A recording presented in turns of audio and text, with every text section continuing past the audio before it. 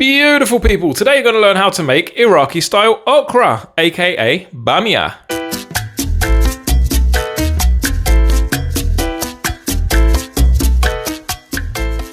Starting off, you're going to want 350 grams of okra. I'm using fresh, but ideally if you can get the frozen ones, they're smaller and better. 4 medium tomatoes, finely chopped. 1.5 cups of water in total.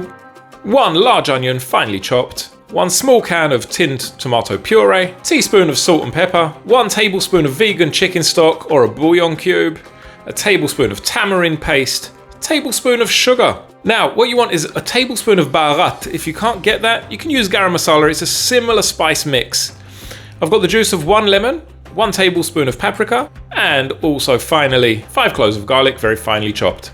I'm going to start off on a medium flame with my onions and my garlic. I'm going to start adding in there all the herbs and spices.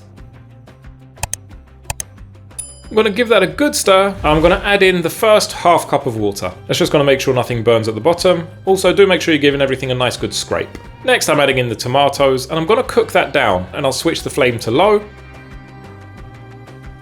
Then while that's slowly simmering, I'm adding in the tamarind. Give that a very good stir. You're going to see this adds an amazing bit of flavour. Now with the okra, you need to trim just above the borderline, as you can see there. I'm going to quickly show you, but you need to be very careful not to go too deep with it. If you start seeing the holes, it's a little bit too deep. So just make sure you go above, and you should end up with something like this. Now, if you go too far with it and you leave the holes, it's going to start oozing out some goo, so you don't want that. Next, I'm going in with a full tin of tomato puree, and I'm going to give that a good stir too.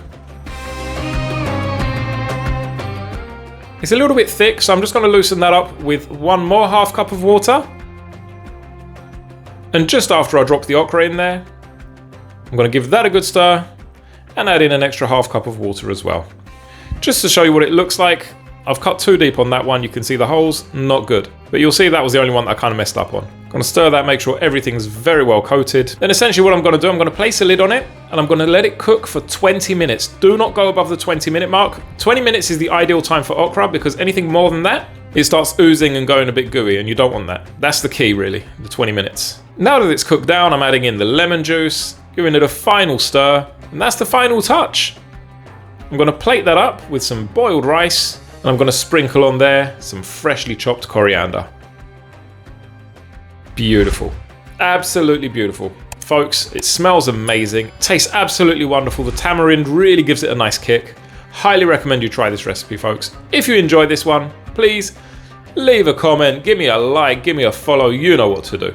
I love you all. Ciao for now, and I will see you on the next one.